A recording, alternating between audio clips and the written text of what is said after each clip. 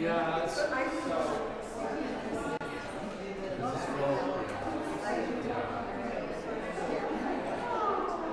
Yeah.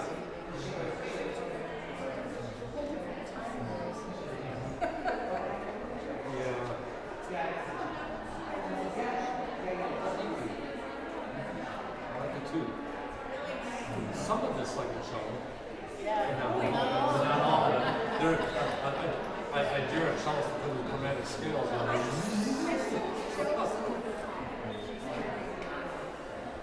It's my good hand. My left hand's my good hand. It's good to have one good hand. It's because it's relaxed.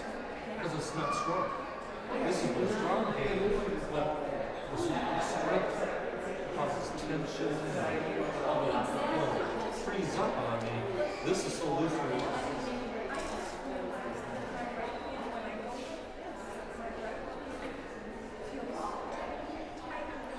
That's it. Are you right-handed? That's the truth. What's your name? Oh, and I'm Dave.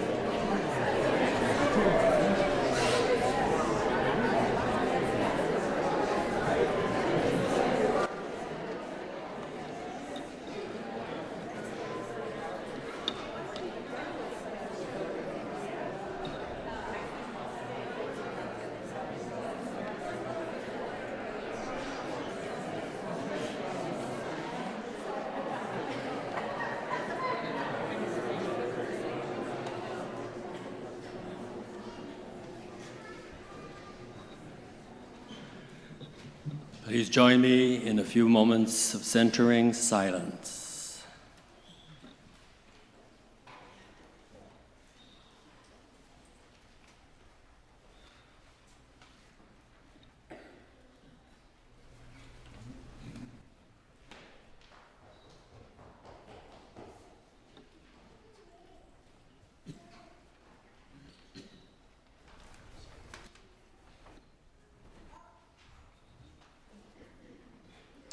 And now, please remain seated and join in singing our in-gathering hymn, number 188, Words Found in Your Order of Service.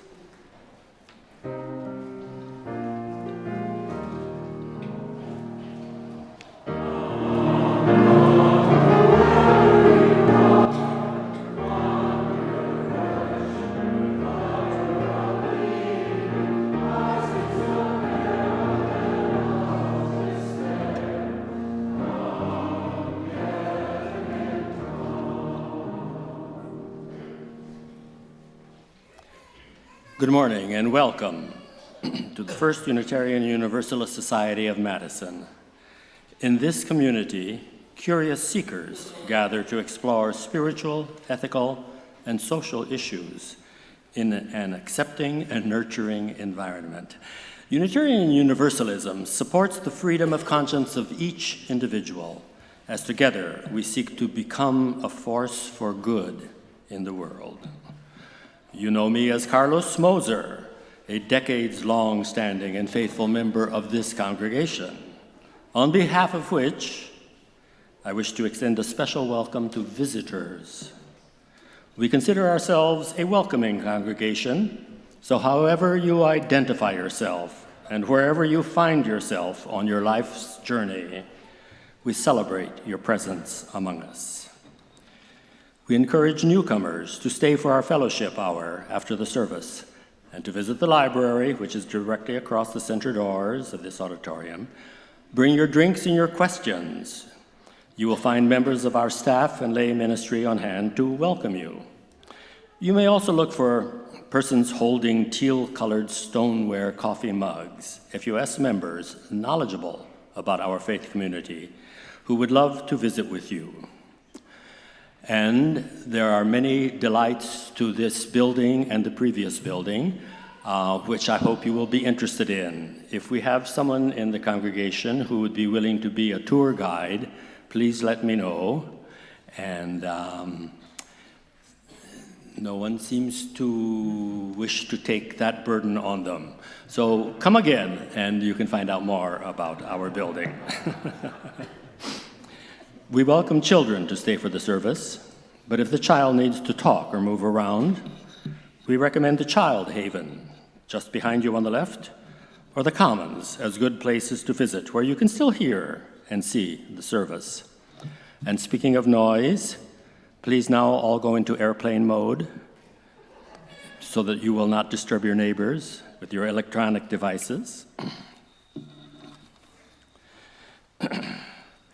Now I take pleasure in acknowledging the following individuals who help our service run smoothly. Hospitality for your drinks after the service are Jean Hills and Sharon Scrattish. 3 ushers, Dorrit Bergen, actually 4, Ann Smiley, Paula Alt, and Karen Jager. Our greeter this morning was Hannah Pinkerton, and on sound we have Mark Schultz.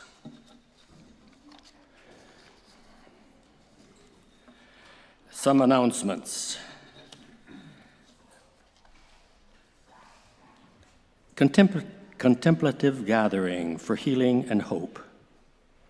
In these times of challenge and difficulty in our lives and in our world, we invite you to join Reverend Kelly and our FUS lay ministers on Tuesday, February 13th from 6 to 6:45 in the Landmark Auditorium for a time of quiet, candle lighting, music, and reflection.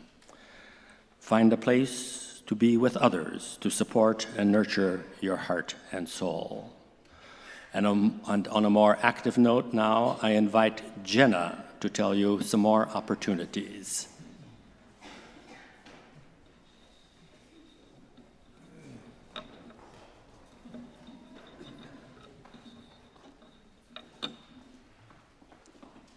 FUS Youth Group is hosting a personal care items drive for Briar Patch Youth Services the weekends of February 17th and 18th and February 24th and 25th. Briar Patch provides services to the area's at-risk, runaway, and homeless youth. It is estimated that every night, 300 youth go to bed homeless in Dane County. The following hygiene items are currently needed: feminine hygiene products, chapstick and lip balm, hand sanitizer, new men and women's socks, t-shirts, hats, and men and women's underwear.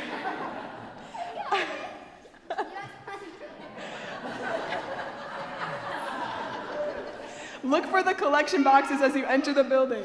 Thank you.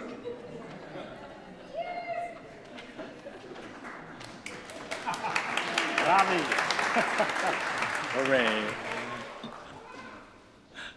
Again, a very warm welcome. We hope today's service will stimulate your mind, touch your heart, deepen your understanding, and stir your spirit.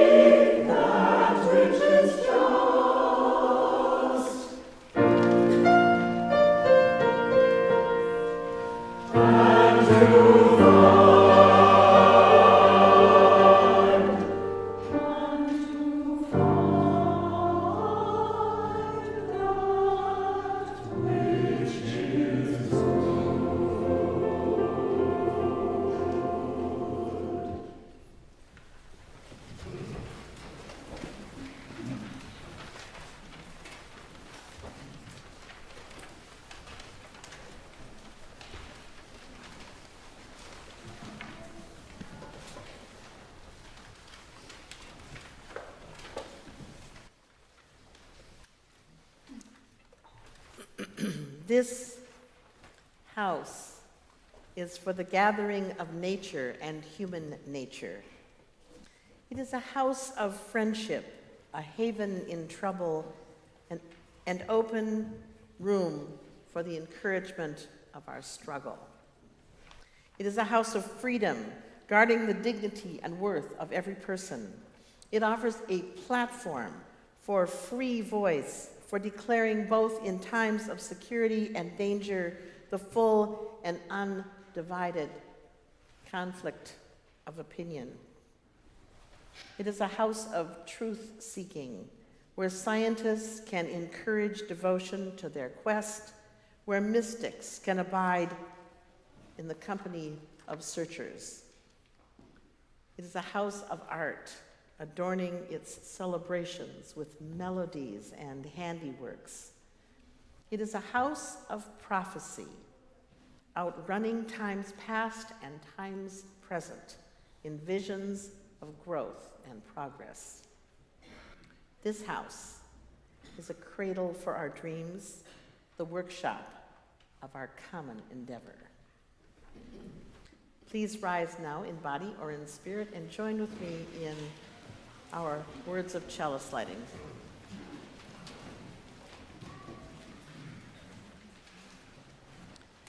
We come together this morning to remind one another to rest for a moment on the forming edge of our lives, to resist the headlong tumble into the next moment, until we claim for ourselves awareness and gratitude, taking the time to look into one another's faces and see their communion, the reflection of our own eyes.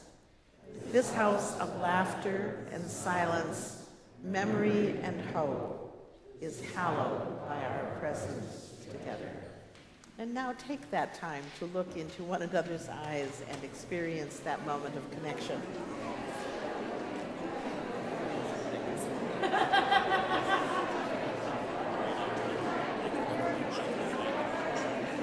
Okay. All right, thank you.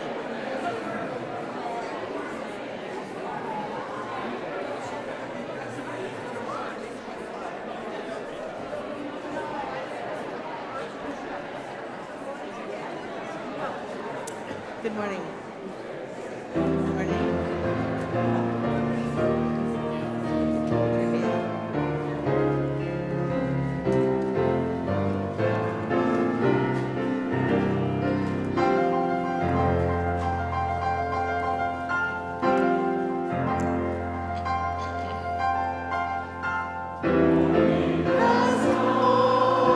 Arise and meet the day.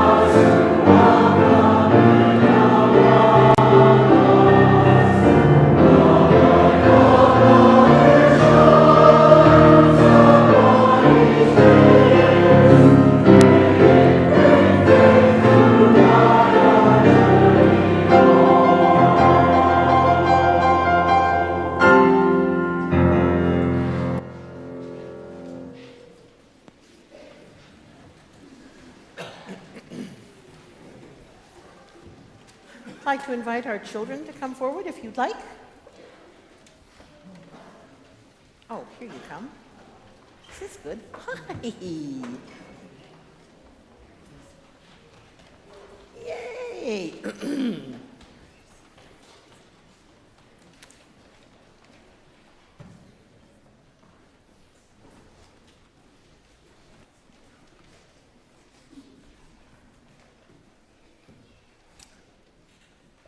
Well, this is not the story that was listed in the order of service. That backpack left the station.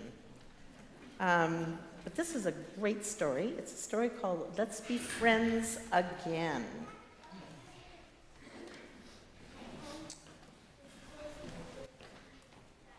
This is a story about my little sister and me. Anybody in here got a little sister? A little brother, maybe? Well, usually we got along well together, but sometimes my little sister was a real pest, particularly when I had to babysit. But she was a good listener when I told her bedtime stories. Sometimes I hated having to share things with her, but she was a great pirate. One day my little sister did a terrible thing. She thought that my pet turtle needed more exercise, so she decided to set it free in the pond. When I saw what she had done, I was madder than I had ever been before. I could have killed her right then and there. But my parents didn't exactly like that idea, and they separated us very quickly. My sister said that she was sorry, but I felt that was not enough. I was very angry. She even offered to buy me a new turtle with her pocket money, but I didn't want a new one. I wanted my turtle back. My parents didn't say much. They seemed to be on her side.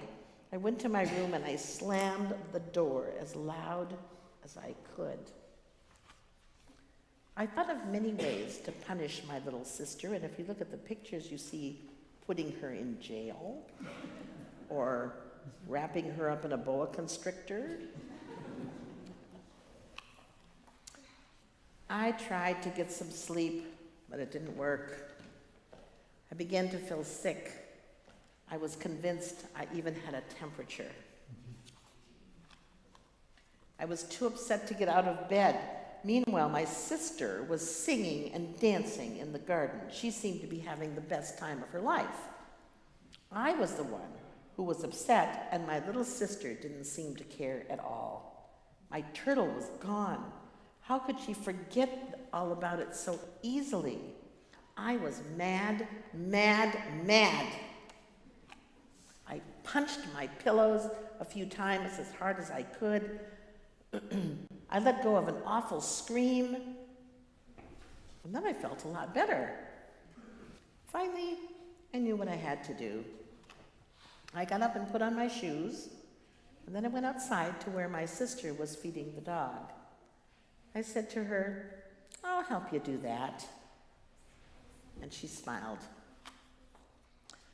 "By the way," I said after a little while, "the thing about the turtle is okay. I'm not angry anymore." "Does that mean we're friends again?" asked my sister. "Yes," I said, "we're friends again." I was surprised at how easy it was to say that. Then I asked her, "Do you want me to come to the pet store with me to buy a new turtle?" "No," I said, and I smiled. "We're going to buy a couple of hamsters." I said, "One for you and one for me. We can keep them in the old aquarium." My sister took my hand, and off we went together. So I want to tell you why I like this story. Something really bad happened for that little guy, didn't it? I mean, he lost his sister, thought she was doing a good thing.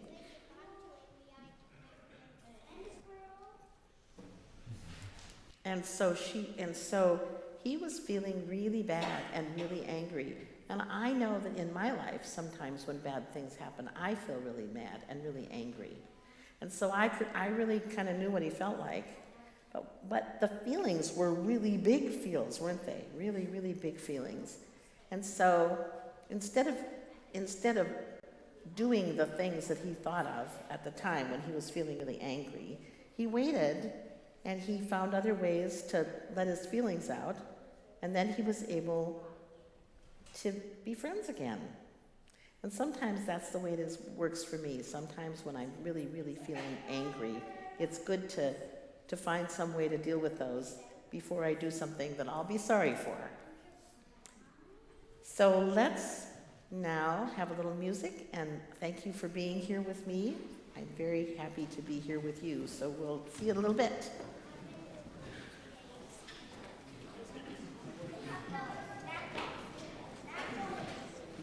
I'm not going.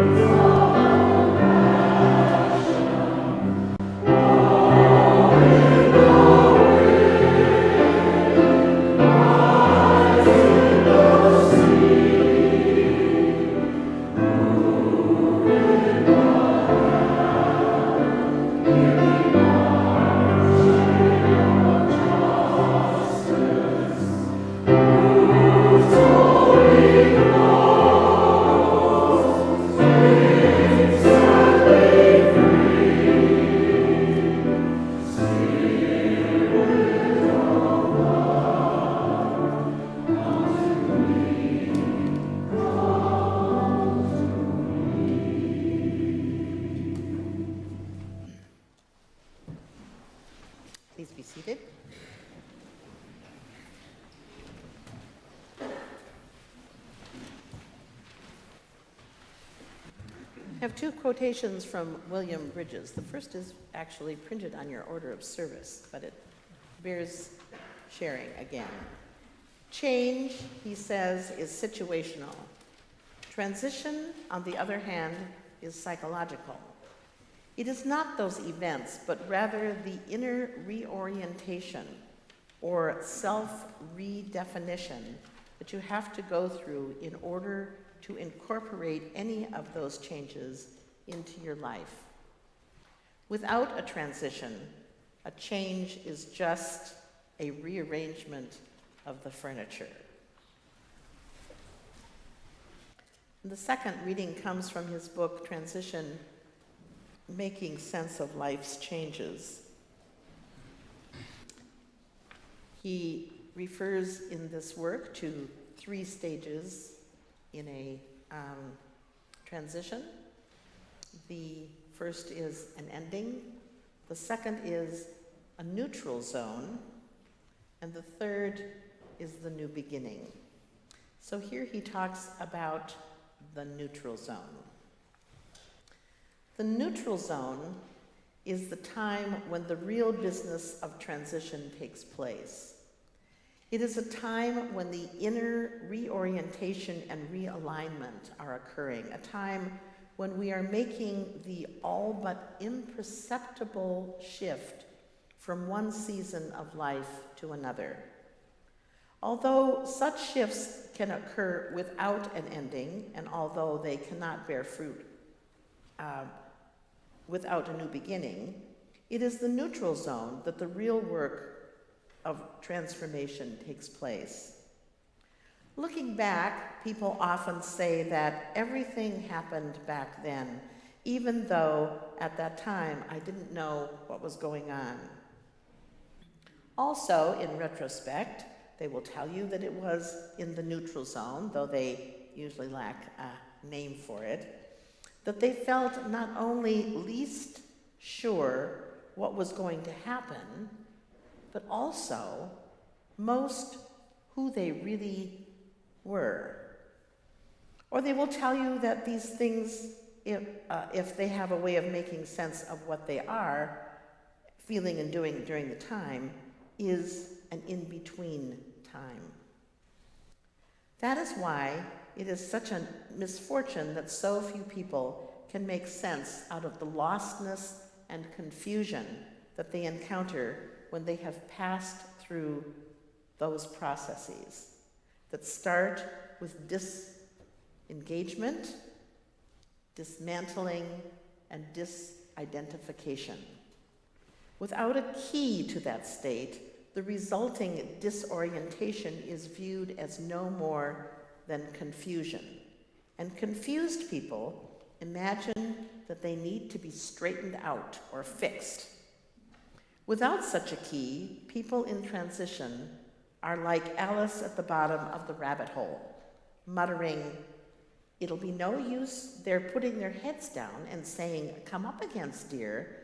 I shall only look up and say, 'Who am I then?' Tell me that first, and then, if I like that person, I will come up. If not, I'll stay down until I'm somebody else." "But oh dear," cried Alice with a sudden burst of tears, "I do wish that they would put their heads down. I'm so very tired of being all alone here." It is lonely down there, except that there are more people down there than you may realize.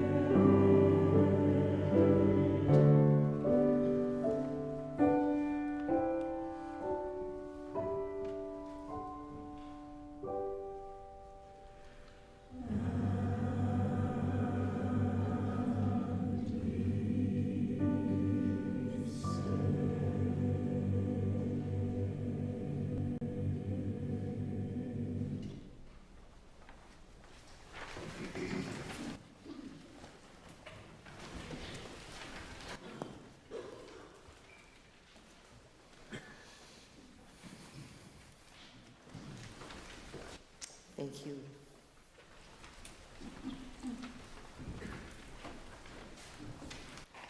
I was reflecting on last week's service, and I was aware that in my delight at the warm welcome extended by some of the longer time members, that there are many among you who have joined this congregation since 2013 who wonder, who is Karen Gustafson anyway? Well, in short, after 21 years of being the minister at the Unitarian Universalist congregation of Duluth, Minnesota, I came here in the fall of 2007 to be an associate minister. I served here until the spring of 2013, when I retired from settled ministry, and at that time the position I had occupied was eliminated, and FUS became a teaching congregation where intern ministers could serve and could benefit from the rich learning environment here at FUS. During my tenure in Duluth, the congregation had navigated the rocky waters of many transitions, many of them related to having a beautiful little building long since made obsolete by the emerging hopes of the congregation. They tried on many spaces, borrowed and rented, had capital fund drives, purchased land, and in 2007, having moved with them to the edge of the promised land, I left them with a hole in the ground and joined FUS at the edge of its own giant hole in the ground, which came in time to be the space that we are occupying right now. I can only speculate that part of the motivation to bring me here at that time was that I seemed to know a bit about how congregations can manage change and could bring some perspective to the process of transition. In the 20 years that I was in Duluth, the congregation occupied 4 different spaces. Together, we shared the pain of leaving the much beloved, charming little Tudor-style building that had been built as a Unitarian church in 1910. Limited only by no parking lot, insufficient meeting space, insufficient office and RE space, a sanctuary that was bursting at the seams, we tried out first a church share with an Episcopal church, then the auditorium of the YWCA, that was a church in a box. We set up and took down the space every week.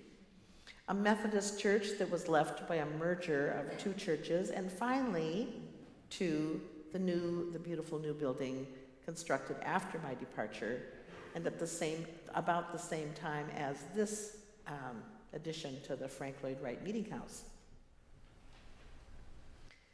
And here is what I know. In every move, the easy part was physical. Stuff got moved. Hymnals and chairs and tables and RE supplies, computers and desks and paper. Adaptations were made to accommodate new coffee service and name tags. Sunday services resumed. And it was the experience of transition, the emotional and psychological aspects of the change that permeated the culture. I had the good fortune of discovering the work of William Bridges in the early 1980s when I was in the midst of a cluster of my own personal transitions, and found it to be a frame that made sense of so much of what I was feeling then, as well as what was happening as the congregation went through each new move. Here in a nutshell is that frame. The first the first phase of a transition is an ending. At the very least, it involves a loss of the familiar. We have a list of culturally recognized endings: death, divorce, empty nest, retirement, graduations of all kinds, and I contend that the emphasis in most of these recognitions is upon how to get on with what's next. What's next? Much of what we understand as grief is associated with death, crying at memorial services, the acceptance and encouragement of ritual, that ritual of grief, is known to be acceptable and warranted even. Most of us understand that grieving following a death takes time, takes many forms, is not even finite, perhaps. But in the poem Joy, Carl Sandburg admonishes us to keep away from the little deaths. I would say, in contrast, to embrace them. Not to have and to hold, but to acknowledge and let go. How hard it is to embrace the idea that it is okay to feel sad. Even as our little boy in the story today needed to know that it was okay to feel angry. To openly admit discomfort about the prospect of something new, to share the vulnerability that we feel when facing ambiguity. This is especially hard for leaders. So often this awkwardness or discomfort is seen as whining or complaining. And sometimes I suppose it is. But we learned from the many transitions in Duluth to help one another deal with our losses, to distinguish between passing frustration and paralyzing grief. The challenge in a community is that each person has his or her own style of dealing with transition and comes into the process at a different point.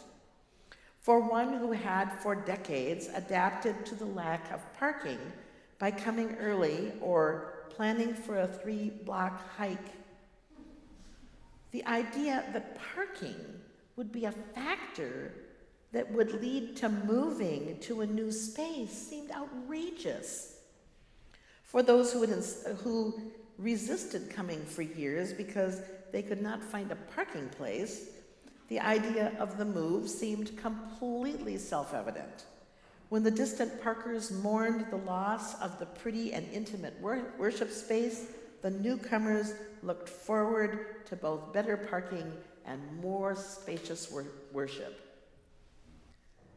Some folks left at each of the changes, unwilling to or unable to hold the tension of what Joan Broshenko calls the no longer, not yet. They were there for what had always been, not for what could be.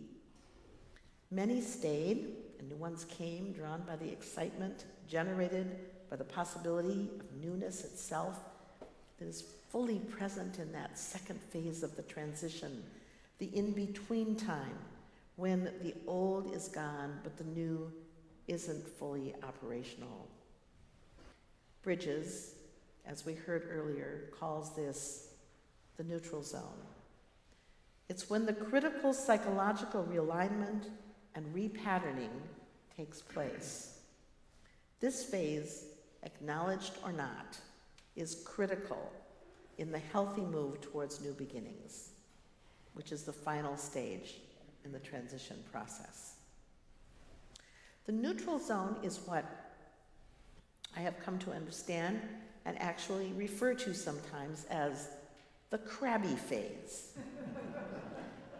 This is where the structures and patterns that we have come to rely on, that comfort and sustain us, that require little thinking or analysis or engagement, begin to require just that. This happens to us in settings mundane as well as grand. This week, for example, I have been house sitting for the Schulers. I am happy for these commodious accommodations, and all such new surroundings require adaptation. It is a change. Things are not where they are at home. This is to be expected. My rational being made a study of the spaces the first day, and I found what I needed to make dinner, identified a workspace, figured out the garage door. But in the night, when I got up to use the bathroom, it was in entirely the wrong place.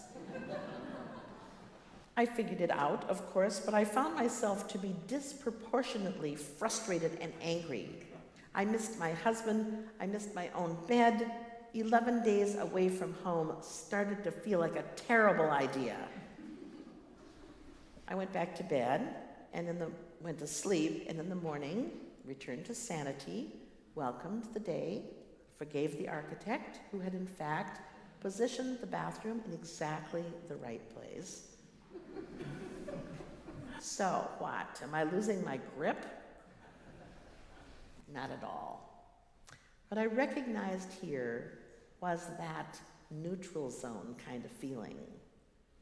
They are real feelings. They are important reminders about my own vulnerability and the necessary unease that accompanies change. When changes come institutionally, the disorientation and reactions tend to be more communal and public. If we are not careful, we begin to create a narrative that would suggest that someone really ought to move the darn bathroom. With nowhere to take my anxious reactivity, in the middle of the night, I found the familiar comfort of sleep, and the feelings passed.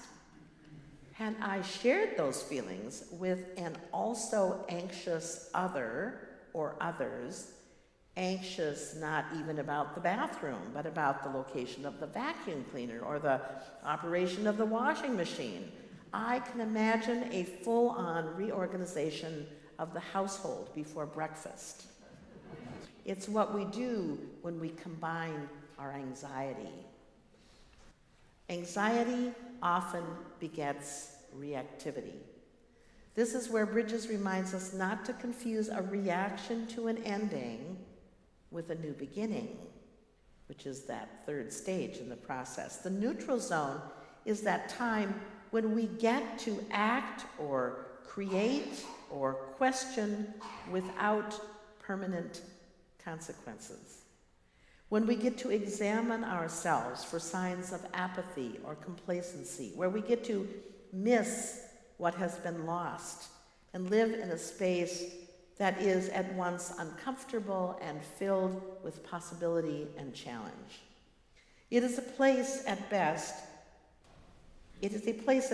where we hold ourselves and one another in a place of deeper community, creating a culture of curiosity in place of judgment, of discernment in a place of certainty, of vulnerability and trust, of being informed and engaged in the process of transformation. During the past decade of FUS history, there has been a good deal of significant change.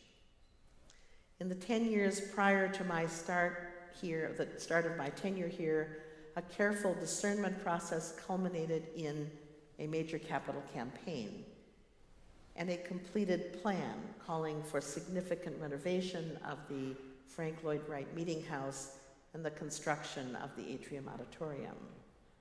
When I arrived, a previous edition of the Meeting House had been demolished. What are now new offices along the loggia were under construction, and the space in front of the Meeting House was filled with portable structures that housed temporary offices and classrooms. In the fall, the staff moved into the new office space, and there was much shuffling and accommodation in this time of no longer, not yet. By the fall of 2008, the construction was completed and the move into the new space happened. Over the next few years, there were multiple staff changes, a new governance model was adopted. But I think it could be said that there was, in all of that, as we neutral zoned our way along, a sense of the new beginning that has become, in modern parlance, the new normal. There has been, amidst all of this change, a high degree of equanimity and stability. In large part, this has been due to the long and stable leadership of Michael Schuler, Senior Minister, and Dan Broner, Director of Music. Those ministries are now coming to a close with well-earned retirements. These transitions have in some ways upped the ante from other transitions of recent past. There has been fair warning, there has been planning and conversations and decisions about temporary structures. There are task forces of wise and thoughtful folks who are tending to the shape that will hold the emerging future. There will be endings. You already know that. They will be endings that for some of you will trigger old losses. The grief will be complicated because it will be both personal and institutional. Michael Schuler is a wise and gracious human being whose presence in the life of this congregation has been a continuing gift for 3 decades. Moreover, he has been a grounding and consistent presence in this pulpit, a respected public presence in Madison, a comforting pastor, and a spiritual leader. These are things that you will seek in future and continuing ministry. You have opportunities to celebrate his ministry, to say goodbye. There will be an ending. And knowing that this ending is the first stage in a process of transition has the potential for making what follows richer and more meaningful. Martin Luther King Jr. said, "One of the greatest liabilities of history is that all too many people fail to remain awake during periods of great social change. Every society has its protectors of the status quo and its fraternities of the indifferent, who are notorious for sleeping through revolution. Today, our very survival depends on our ability to stay awake, to adjust to new ideas, to remain vigilant, and to face the challenge of change. Bridges puts it in a slightly different way when he says, Odysseus failed to see and treat the problem life was presenting as a significant signal and a gift, rather than a difficulty to be overcome. You are not at the edge of an abyss, but at the threshold of a neutral zone. You are the keepers of a legacy that is bigger than Frank Lloyd Wright or Max Gabler or Michael Schuller, or really any of those you would hold as heroes or saviors. You and they together are part of something larger and more life-affirming than you can even imagine. I offer this invitation to you. In the time ahead, may you face the challenges and one another with curiosity and trust. To keep informed about the governance of FUS, to engage and participate in the rituals of ending, to engage the interim and ministerial search process with open minds and open hearts, to stay informed and respond when asked, to support the ministry of Kelly Crocker and the rest of the FUS staff through your gifts of time and talent and treasure, and to hold one another gently in the places of grief and crabbiness, the continuing narrative of this wonderful community be informed by your better angels. Thank you, Sienna.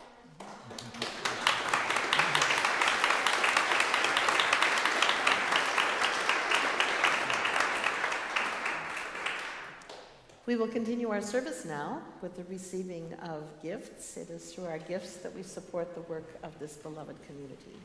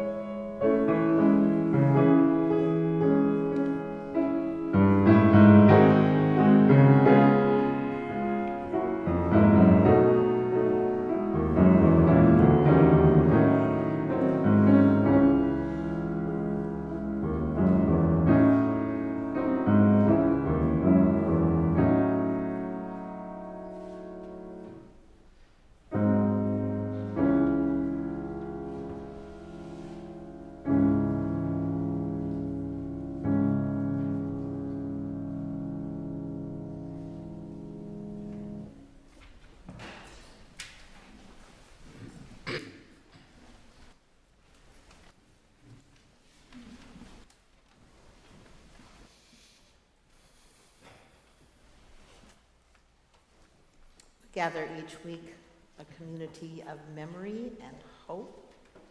To this time and place, we bring our whole and broken selves, carrying with us the joys and sorrows of the recent past to offer to this community so that we may more effectively minister to one another. Today we have a couple of a joy and a sorrow. A joy, a happy belated birthday to Carlos Moser, whose event at the landmark was canceled because of snow, but will apparently be rescheduled for Oakwood in March. And also join Paula and Bob Alt in concern for their dear friend and former colleague who is beginning chemo for stage 3 melanoma this week. Let us hold those and all of those joys and sorrows that we're holding in our hearts today as we join in a time of silence and experience the gift of being together.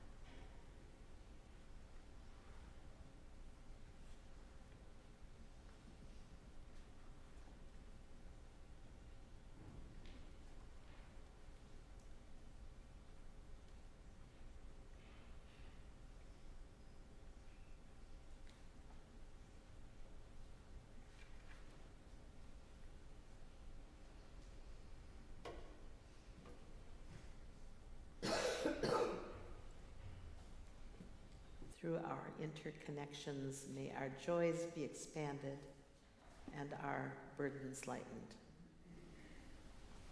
Now let us join together in our closing hymn, number 34, Though I May Speak with Bravest Fire.